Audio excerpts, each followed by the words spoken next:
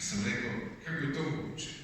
I onda je uzeo knjigu i rekao, evo to ti je jevrejski, to se ne čita kao kod nas od lijevo na desno, pa se to ovako vrti. Nego to se s ove strane, pa se to vrti ovako. Tako da je meni to bilo neobično i zaista je Protar Dragan uspio poslije godinu dana tako dobro da me pouči iz jevrejskog jezika, da sam njegovom zaslugom odjednom mogao da čitam psalme na jevrejskom jeziku. Znate, naš narod kaže teološki fakultet da je to najteži fakultet. Mi mislimo po neki put da to ide tek tako, ali u teologiji ima neki sistem. Sve to ima svoje kako i zašto, i zato postoji nauka, i zato postoji fakultet, i zato postoje profesori koji to poučavaju. Ali ne samo što sam naučio psalme da čitam na jevrejskom jeziku, nego čak i prvu glavu knjige Postanja. Sjećam se kako to u početku bilo teško, ali otac Prota je bio dobar instruktor i on je nas najbolje i razgovetno instruisao. Moram vam kažem da kod oca Prote Dragana je jako lepo što je vrlo jasno govorio. Naučio sam jednu reč mumlati. To on ne mumla. Otac Prota Dragan toliko jasno govori da svaka rečenica je jedna misla. I čestitam upravi ove crkvene opštine što se setila ovoga. Da zove nikoga manje nego oca Protu Dragana koji će našem narodu, ne samo kao što otac Prota vrlo otrefio, rekao da nam da smjernice, da nam ukaže put na razumijevanje te tajne, zašto pravednici stradaju, a ne pravednici likuju, nego što ćemo imati priliku da to ovako lijepo, kako samo on to ume, razumemo i ponećemo odavde kući, mislim, jednu veoma veliku pouku. Oče Proto, hvala što ste vi došli. Za nas to mnogo znači, vi živite u Beogradu, tamo ste bili profesor nebrojnim sveštenicima, učenicima i današnjim episkopima. Ja mislim da nema episkopa u našoj crkvi od one grupe, od kad ste vi preuzeli katedru za Stari Zavet, koji nije sedeo pred vama i morao da se znoje tamo da polaže ispite kod vas. Ali u svakom slučaju vi ste to dobro odradili. Ja danas stojim ovdje kao vaš učenik. Jesam episkop ovdje u Beču, ali sad ću da sedim ovdje kao učenik i da pažljivo slušam vaše predavanje. Dobro došli i Hristos Voskresan.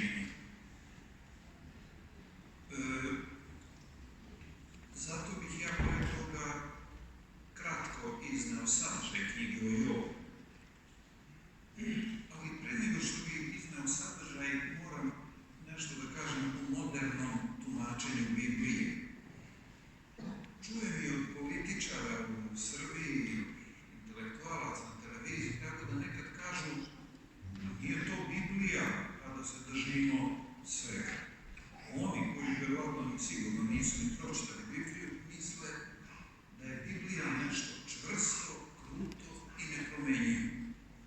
U osnovi jeste, ali Biblija itekako se mijenja. Uzmite Stari Zavet, gde su bogosluženja bila klanje životinja, mi to ne radimo. Gde se praznovala subota, mi to ne radimo. Gde se obrezivalo, mi se ne obrezujemo. I to bude, znači, kako se Biblija menja. I ne treba i početnici u Bibliji, a i oni koji kritikuju Bibliju, ne treba čitati Bibliju uvek kao istorijsko, kao fakta, nego često kao umetnost. Ima jako poučnih priča, pouka je važna, a ne istorijska podloga. Da li ja smem to da kažem? Pa Hristos je pričao priče, pa ga apostol pitaju, pa što pričaš u pričama? Kaže da bi bolje narod razumeo. A mi kad čujemo te priče koje su biseri, literarni, mi mislimo da je to stvarno bilo. A ne mora da bude.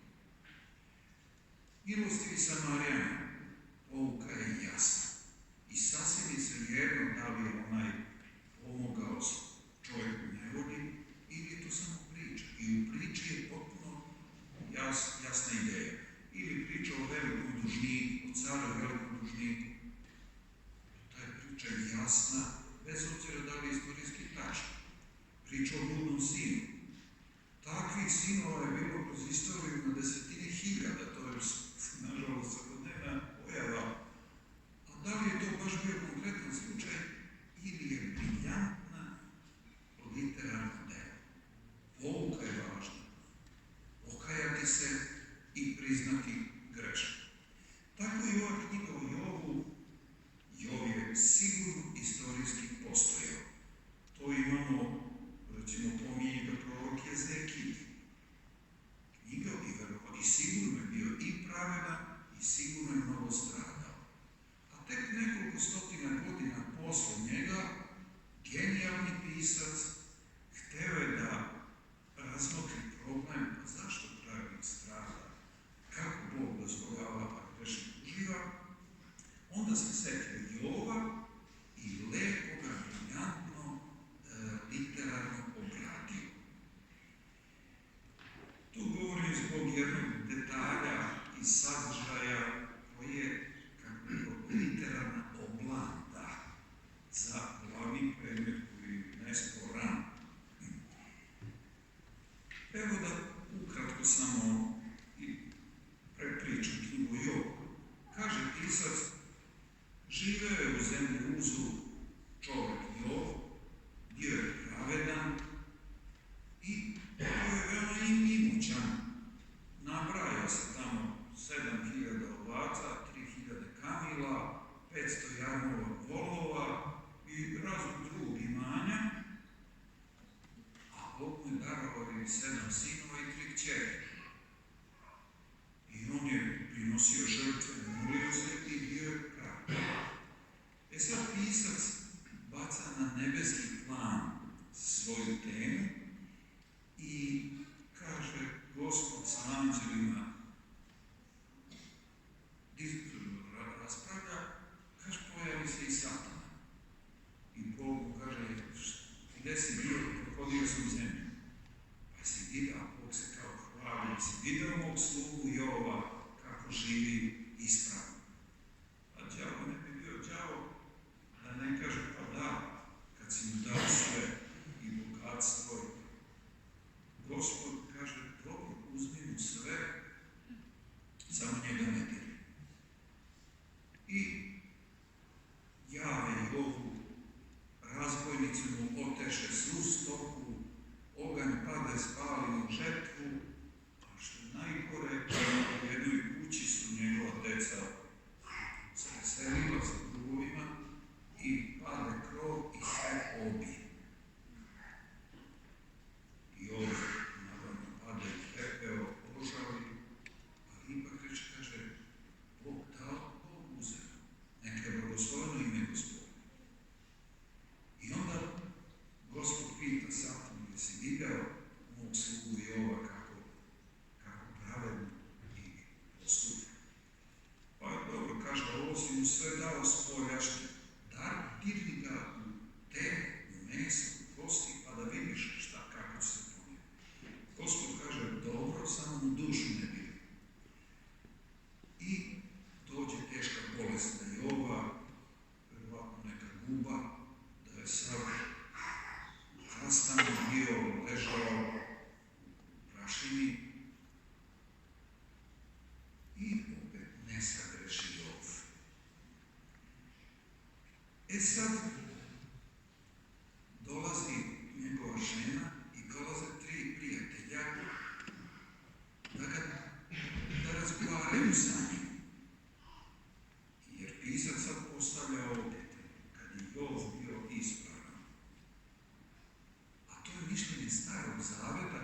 i danas mnogi tako misle, a u Starom Zavetu je bilo tako.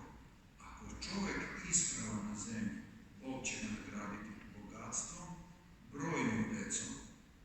Ako je grešan, ima da se muči, da sirotuje, da gladuje i tako da se, znači, Božja nagrada i kazna dešavaju već na zemlji. I pisac to postavlja i stavlja u usta Jovove žene i njegovih prijatelja. Jer oni dolaze i kažu mu, ajde, kaže, šta si se grešio, pa umri. Ko kaže, ja ne znam da sam se grešio. Kaže, ne biva to da neko tako teško strada, a da nije teško se grešio. Kaže, evo, da izađem pred Gospoda, ne znam. I oni ga ubeđuju da je nešto pogrešio teško. On kaže, evo mi dođe Gospod da se raspravi. I tako prijatelji, umjesto da mu pomognu, pa Boga mi žena, više mu otežavaju tim rečima nego što mu pomažu. I pisac lepo u vidu dijaloga između prijatelja i Jova raspravlja taj problem. Knjiga ima 42 glave. U 38. glavi javlja se Gospod i kaže, ko je to što traži objašnjenje? Stani, opaši se, odgovara kako se čovjek. I onda pisac daje odgovor jedan, koji je otprilike ovako, to piše u Bibliji 3 glave. Gospod pita Jova, kaži na čemu zemlja počiva, kaži ako nešto znaš. Jesi li išao po dnu mora, znaš li šta je tamo? Ne znaš.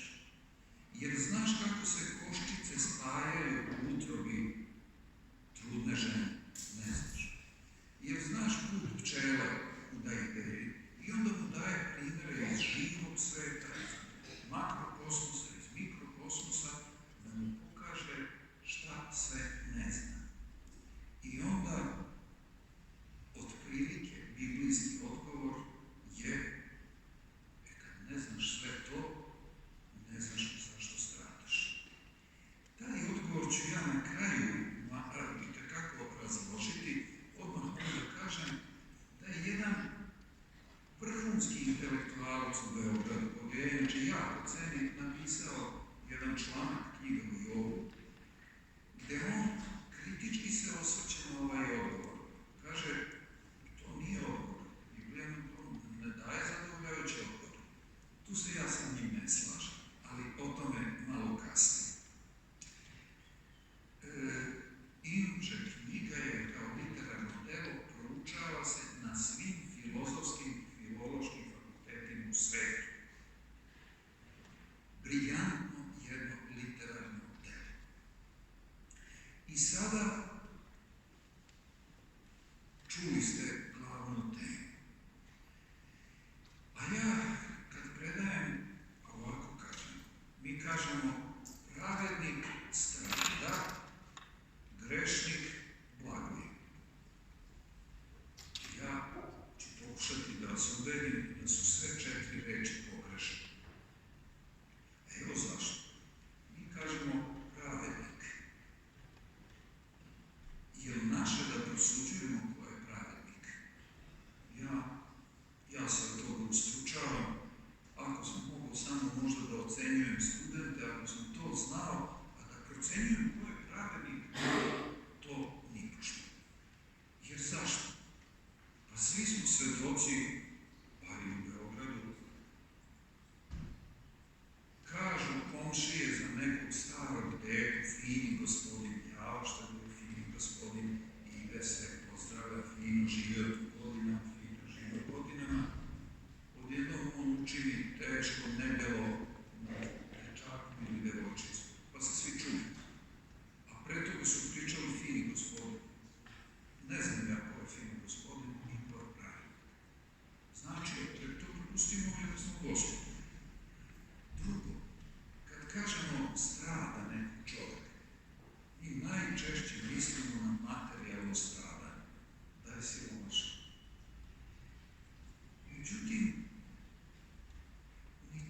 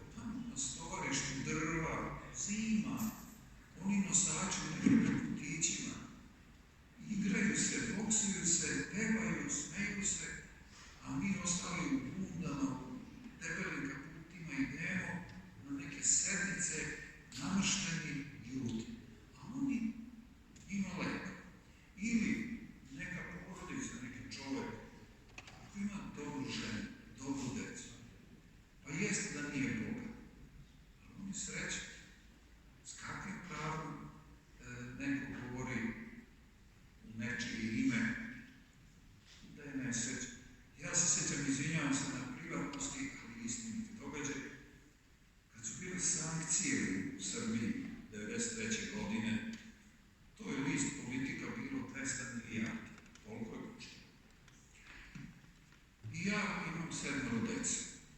I onda prijatelji mi često jao jadni čovječe, beže ih, pusti ih, jao ti si mnogo jadan čovjek, ti mnogo stradaš. No, pustite, ne stradam. Ne možete da ubedite kad neko misli zato, pa ja kažem, kupim 2 kile hleba i 2 litra mleka, ja sam bogat. Ali je, narod misli da je stradanje u tome. Zatim, pravilnik, znači strada grešnik. Ko je grešnik? Ja to isto nikad ne bih rekao za čovjeka. Sveti oci su jako lepo rekli, to tu misao ovo je pamtim. Mi vidimo ljudski greh, a ne vidimo njihovo kajanje. Tako da je Bog tom čovjeku možda već oprostio ako se pokajao, a mi da još napravo znamo šta je uradio, on je veliki grešnik i tako dalje. Znači, kao što ne prosuđujemo ovaj pravednik, tako ni grešnike. Sjetimo se mnogih grešnika koji su se pokajali i dostigli svetiteljsku čast. Znači, ni to ne bih rekao za nekoga da je grešnik. Ne znam ja to nije moje. I sad, još najspornije kad se kaže grešnik uživa ili blaguje. Opet mi najčešće mislimo na njegovo bogatstvo. A tu mislimo na političare, glumce, glumice, pevače i pevačice u zemlji, a on uživa. Ne bih hteo da sam na njihovom mjestu. Vi čitate u celoj Evropi da se nekim bivšim premijerima sudi. Idu u zatvor. Pitanje je ti bogataši što se gledaju, tajkuni, kako su uzeli ta sredstva, ili ti političari. Pitanje je koliko oni mirno spavaju, da li se boje neke komisije, neke inspekcije. Nije to se, osim toga glumci i glumice, pazite koliko glumica svetski poznati su, nekoliko puta tela da se ubiju. Eto kolika im je sreća.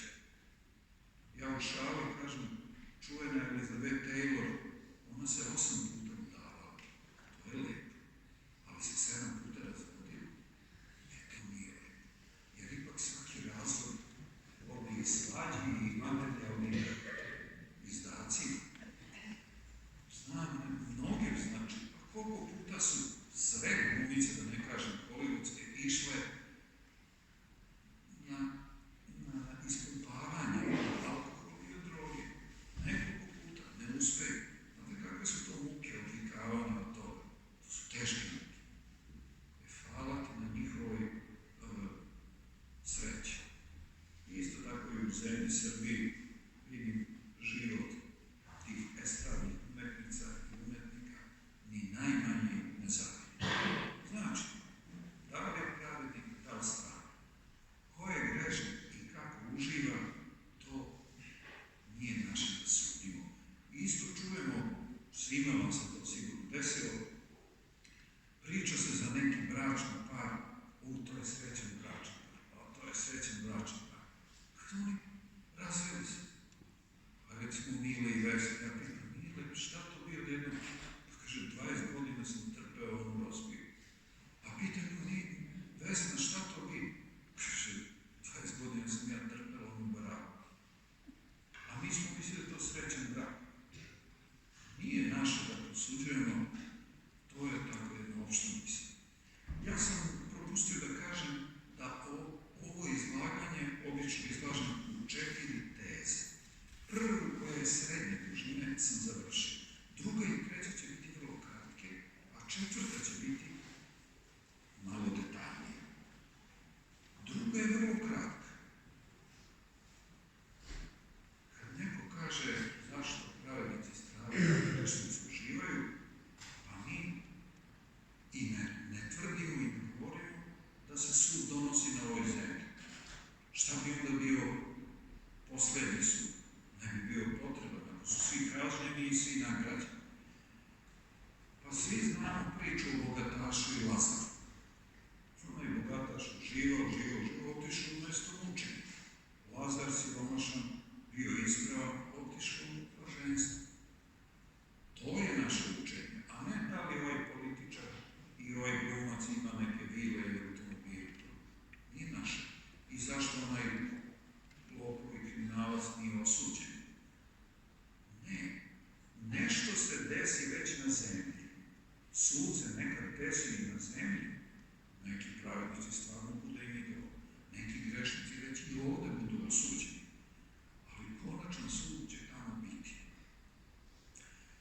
ja sam čuo tako od protivnika hrišćanstva i vere da kažu kakav je to Bog, ovaj život je kontraudešan. Pošteni stradaju, a lopovi uživaju. To pre svega nije tačno. Svi zatvori u svetu su puni. U Srbiji se čeka da se odsluži kaznu, zatvori nemaju mesta. I čovjek nešto učinio, pa čeka godine dana da ode na odsluženje. Znači, pravda i ljudska i Božja, ipak u dobrom procentu stigne već ovdje. Tačno je da ne bude uvek. To je ono što smatramo, konačni sud će osuditi one koji nisu živjeli kako treba i nagraditi one koji jesu. To je druga misla. Znači, zašto neko strada, zašto neko Bog?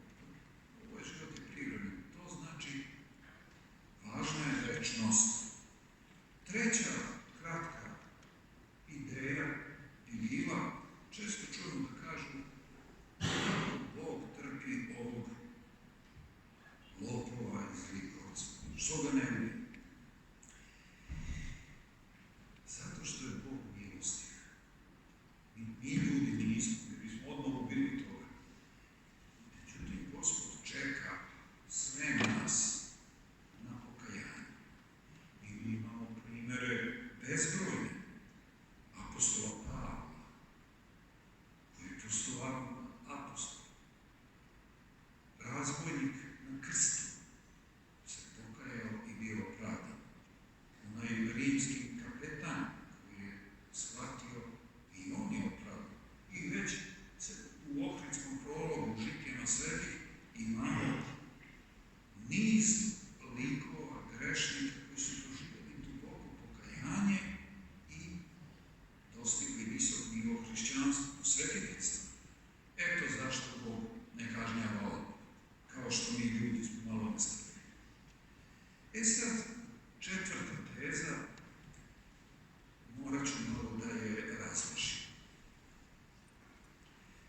Upravo se vraćam na biblijski odgovor koji je filozofski rečeno agnostički. Znači, ne znam. Svi mi, i kad se molimo Gospodu, mi se tako molimo, ali ne kažemo Oče naš, neka bude volja Tvoja, nego Gospode, ja bi da se oženim sa mnom i da se zaposlim u mom preduzeću. Planiramo, a Ti Bože samo pomogu. Ja znam šta meni treba, a Ti samo to poduži. Tako se mi molimo, to je pogrešno. Jer mi kažemo, neka bude volja Tvoja.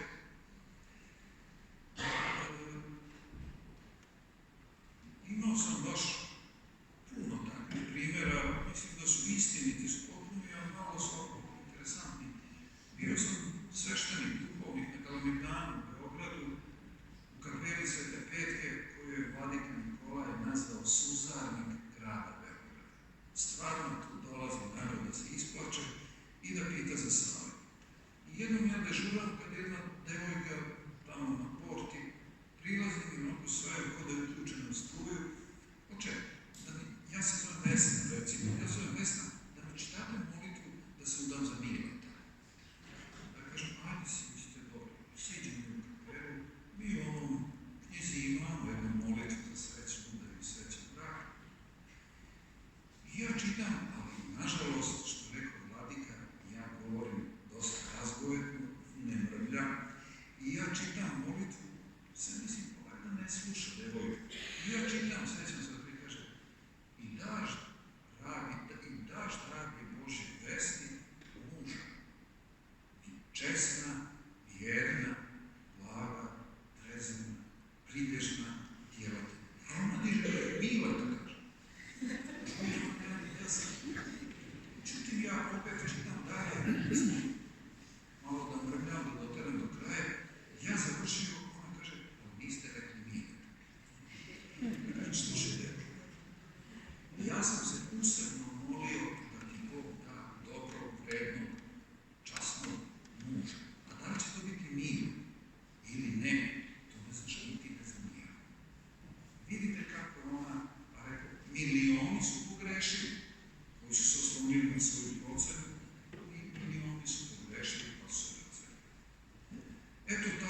recimo jedan primjer.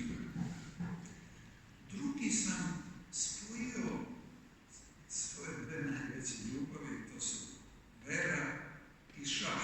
Ja se bavim šahom. I onda sam jednom napisao jedan članak, pola strane. Napisao sam ja još neke knjige, ali taj članak mi najslađi. Verujte, to je da ne kažem neka filosofija. A ovako sam napisao. Članak se zove razmišljanje jednog piona. Pion je najmanja na figuru. I ja otprilike ovako kažem. Šahovska partija je počela, naš pion je uzbuđen, treperi, kaže, brz sam, jak sam, mnogo ću doprineti ovoj pobedi. Evo, već moji drugovi idu napred, osvajaju prostor, konji upadaju u protivničke redove, topovi pucaju po pretižu, a ja još stojim. Čekaj, da li ovaj koji vodi, naš vođa, da li uopšte zna plan? Evo, kaže, ovaj ovde dva polja ispred meni i ovaj, ja stojim. A to je nepravda. Ovaj naš ne zna plan. Kaže, šta? Mene razmenjuju za ovog umornog protivničkog piona, a nisam ni pošao odavde. On seda na ivicu table, ropće, kaže, ovaj vođa ne zna ništa, ja sam mnogo da donesem. Odjednom čuje aplauz. On se okreće, protivnički kralj prilazi, predaju partiju njegovom kralju. Cervantes je rekao, kaže, šah je život u malom. Pa sad je kažem, ajdemo taj život, odnosno tu šahovski primjer da prebacimo na moj život. Da li taj pion bio u pravu? A vidite da je njegov vođa ipak dobio partiju. Sad što pion nije razumeo, takav je. Tako se i da li se i mi ponašamo kao taj pion, da mi hoćemo gospodaru Asenjene, otprilike mi znamo šta je dobro. Treba se prepustiti tom vođi, bez obzira u šahu ili u životu, to što znamo da je to Gospod. A mi često ropćemo, drugima zavidimo. Sve to ima svoj plan koji mi ne znamo. Kao što malo dete, kad prima vakcinu pa ga boli, pa to roditelji i lekari rade za njegovo dobro, ali dete to ne zna. I on se ljuti i ropće i viče na roditelje. Eto to koji mi razumemo život cele zemlje. Zatim, koliko puta smo u životu svi videli da smo mi nešto planirali, a da je to posle bilo pogrešno. Znate, neki čovjek zakasni za autobus i misli najnesretniji sam čovjek, kada taj autobus doživi težak sudar. Eto koliko razumemo događaje. Znam, nažalost, jedan isti slučaj, jedna mlada studentkinja, devojka, želela da završi građevinu, arhitekturu, planirala i sva sreća se zaposlila i otišla na jedno gradilište, misli, srećna je i patno pogine. Eto koliko je to. Ja kad sam taj primjer na predavanju o toj studentkinji govorio, nije da je to neki sarkazam ili sadizam profesorski, ali ja sam govorio, kad oborim studenta, pitanje je zašto sam to govorio.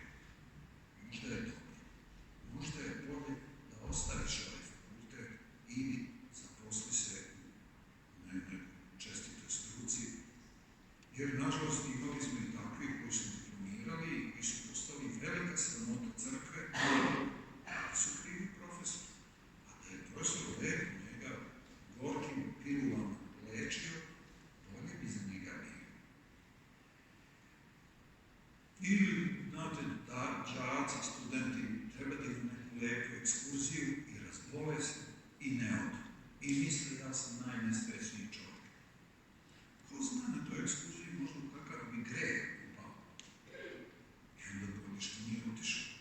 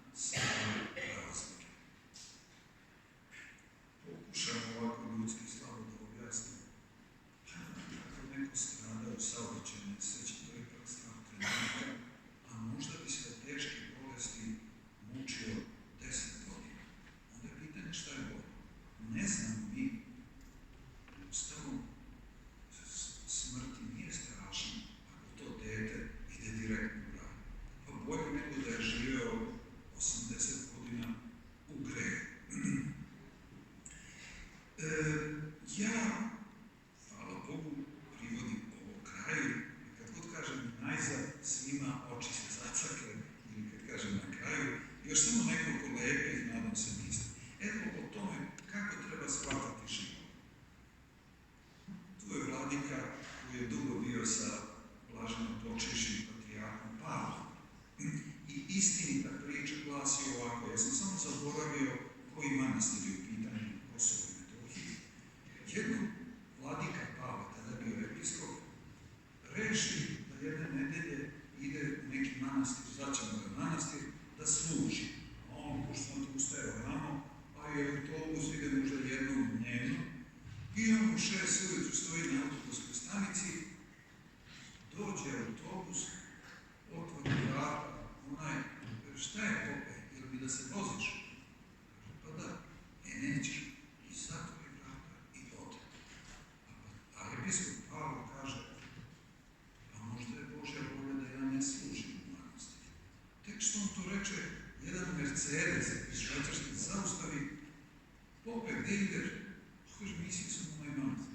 Hajde i mi idemo tamo. I on se vozi i kaže, možda je Božja volja da pre vremena stigne u taj manastir. Tako se razmišlja, zaista.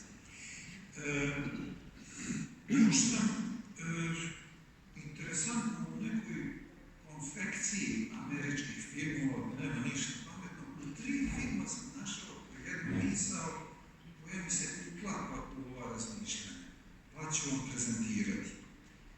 U jednom filmu, video sam, možda neki znate, izvinjam se, kaže, ako hoćeš Boga da nam smiješ, kaži mu svoje želje, pa će se Bog nasmijati. Drugo je, kad Bog hoće nekoga da kazni, ispuni mu želje. Teo se sa Vesom da se želi, evo ti Veso, pa će da vidiš. I treće, više je suza proliveno zbog ispunjenih želja nego zbog neispunjenih. I još sam našao u malim molitvenicima koji ima raznih izdanja u Beogradu, u jednima ima, nema, zove se svakodnevna molitva Filareta Moskovskog. To je bio moskovski vladika. On šta na početku dana kaže? Ne kaže daj mi Bože da uradim to, da uradim to. Vidite kako on razmišlja. Gospode, daj mi da mirno primim sve što mi današnji dan donese i da se potpuno predam Tvojoj svetoj volji. Ne dopusti da u nepredviđenim slučajevima zaboravim da sve dolazi od Tebe. Znači sve to primati. Pamtim jednog doktora beogradskog, pravi hrišćanin bio, živio u braku i želeo da ima dece, ali nije imao dece. On je napisao knjigu Što je od Boga slađe od mene. Znači, Gospod mi je odredio da nemam decu, slađe od mene. Tako zaključuje. A sećam se i jedne pripovetke Lava Tolstoja, gde on slično kaže, živjeli u nekom selu jedan pobožan čovjek s pobožnom ženom, nisu imali dece. A do njih bio malo problematičan bračni par, oni dobili sina. I ovima krivo bilo, pa kako mi nemamo, a ovi imamo. Kad je taj sin odrasao na 18-20 godina, oni vide kako taj sin bije svoje roditelje. I onda su rekli, sad znam možda zašto je bolje da to i nema. I ima jedan pesnik koji je napisao jednu pesmu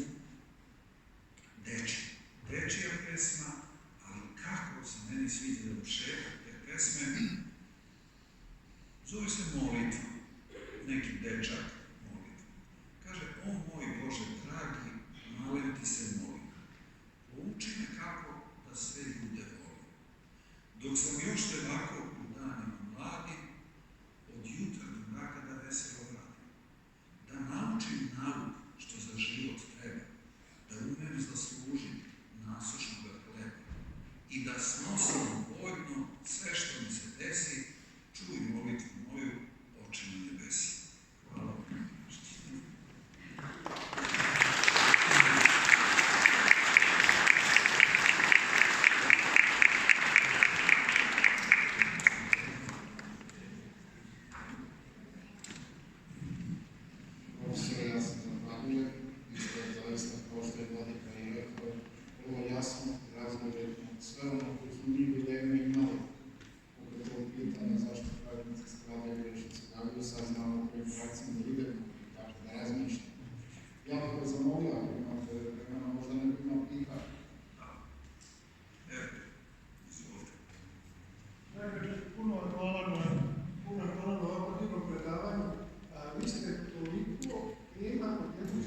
profesor, ja mislim da neki pitanje bi mogu da vam postavim, ali ovdje ste postavili samo jedno najvažnije pitanje, a to je lek. Lek ovog sveta. Jer imamo znači stradanje, pravednike, nepravednike i sve. I onda dolazimo do onoga koji je došao da izrađu ovaj svet. I naš život sa Gospodom, naš život u Hristu, volio bi da posle ovako nekog uvoda dovršite celu priču sa Gospodom, spasiteljem, da njega u celoj toj priči stradanja, da njega jednostavno u celoj priči znači da je Gospoda i kaže. A dobro, nisam razmišljao to, na kao što kažete, ne može sve da se kaže. A lek je celokupni naš život, ono što se crkva uči, sve svete tajne, molitve, to je lek. Ne bih imao više ništa čarobni neki recept da dam za stradanje, nego upravo ovaj naš život što nam je dato kroz sveto pismo, kroz svete predanje, kroz hrišćanski život, to je najbolji lek. Što se duše tiče, što se tela tiče, medicina. Eto, samo toliko. Evo i ovdje. Oče, pismo Starog Zaveta, stradanje i ovo je bilo potpuno jasno i ste jako lijepo to obrazložili. Moje pitanje je, ima li razlike stradanja u Starom Zavetu i u Novom Zavetu, to je stradanjem Hrista, ima li neke razlike u stradanju današnjice? Znate kako, stradanje ljudi u Starom Zavetu i danas je isto. Isto čovjek trpi i onda i sada, a Hristovo stradanje, to je drugi cilj dolaska. Sigurno da Hristos strada drugčije, mislim fizički isto tako, ali njegovo stradanje ima druge značenje nego ja kad mi firma propadne pa to se sikiram i bolje životne sikiracije i stradanja. To je nešto sasvim drugo, a drugo je Hristova žrtva spasonosna. Tako da Hristovo je drugčije od Starog Zaveta i Novog Zaveta, a ponavljam, ono što su ljudi trpeli u Starom Zavetu, isto to trpe i danas. Eto, ako je to dobro. Isto. Ima li još pitanje?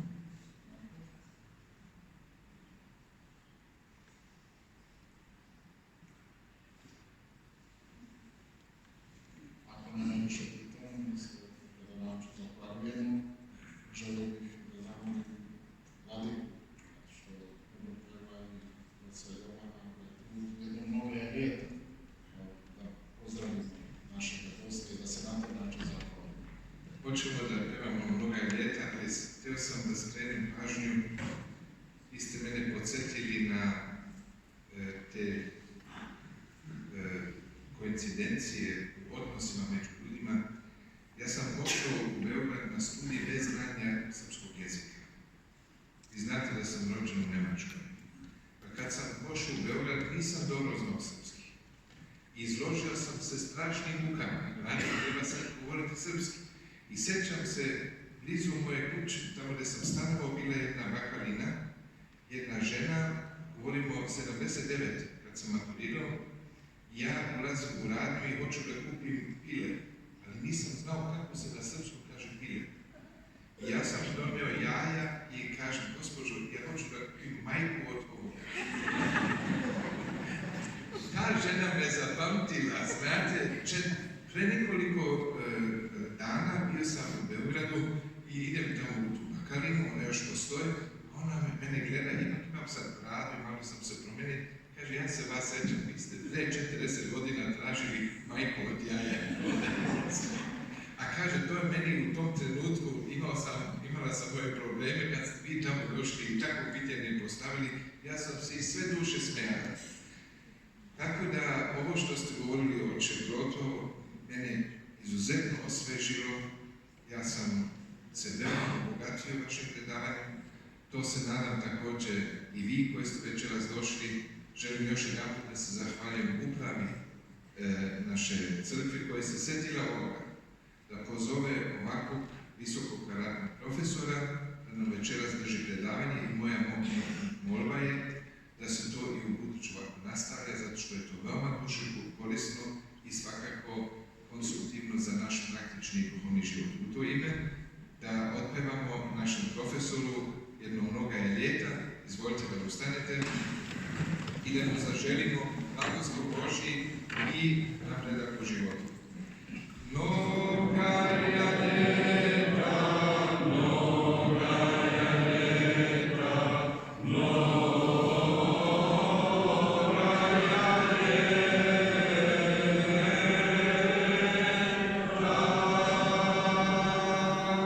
Živjeli svaki dan.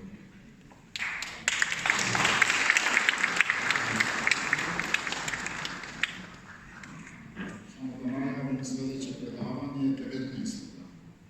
Sljedeće subote, otac Miloš Pesin već je držao onda predavanje. On će isto dakle u subotu večer u ovom hramu, na ovom istom mjestu, ako držati